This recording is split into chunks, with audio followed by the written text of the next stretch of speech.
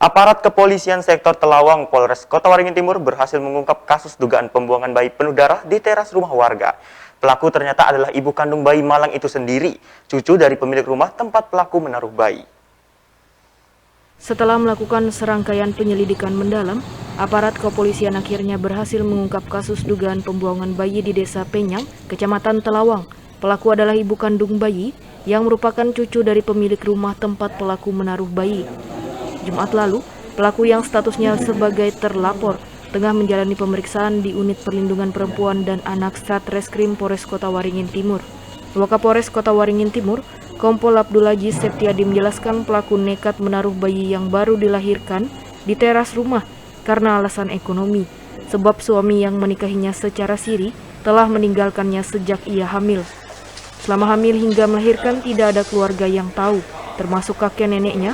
Pelaku yang tinggal tepat di belakang rumah kakek neneknya melahirkan bayi itu seorang diri pada Senin 20 September 2021 sekitar pukul 3 dini hari. Setelah lahir, bayi yang masih penuh darah dengan tali pusar belum terpotong diletakkan di teras rumah kakek neneknya. Dengan hanya berselimutkan kain keset, pelaku baru meninggalkan bayinya setelah kakek neneknya mendengar suara tangisan bayi malang itu, yang kemudian ditemukan sekitar pukul 4 subuh. Motif kenapa terlapor atau saudari S ini membuang? Jadi ada rasa khawatir atau rasa takut karena sebelumnya memang orang tua termasuk kakek nenek dari si ibu ini tidak mengetahui kalau yang bersama itu hamil anak ketiga.